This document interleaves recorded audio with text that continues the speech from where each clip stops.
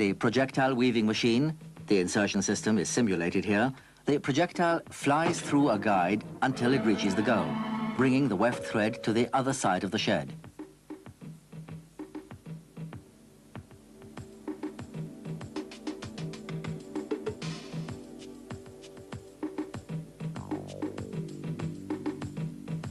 The end of the weft thread is held by a clamping device in the projectile. The projectile does not carry along a supply of thread. It pulls the precise length of a weft thread through the open shed. But how is the projectile shot through the guide? Where does it get the energy?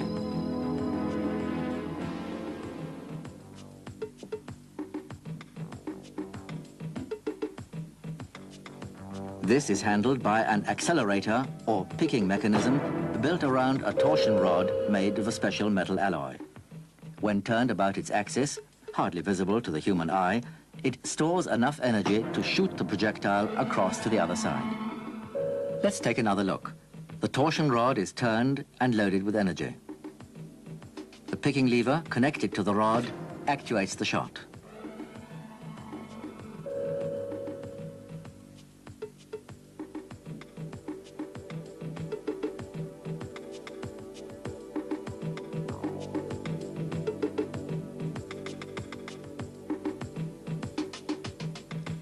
The next thread is transferred.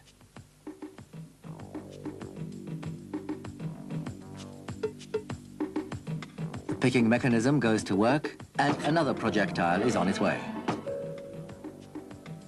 Before the projectile clamp releases the thread, it is taken over by the selvage gripper. Thus, the thread is under control at all times. When the projectile has reached the receiving unit, the weft thread is detached from the package prior to each new shot.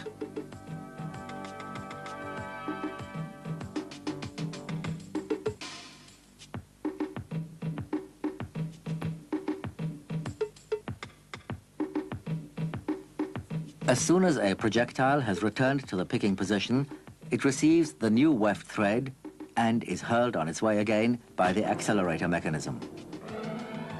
After its rapid flight, the projectile slowly travels back to the picking position. The larger the weaving width, the greater the number of projectiles in circulation.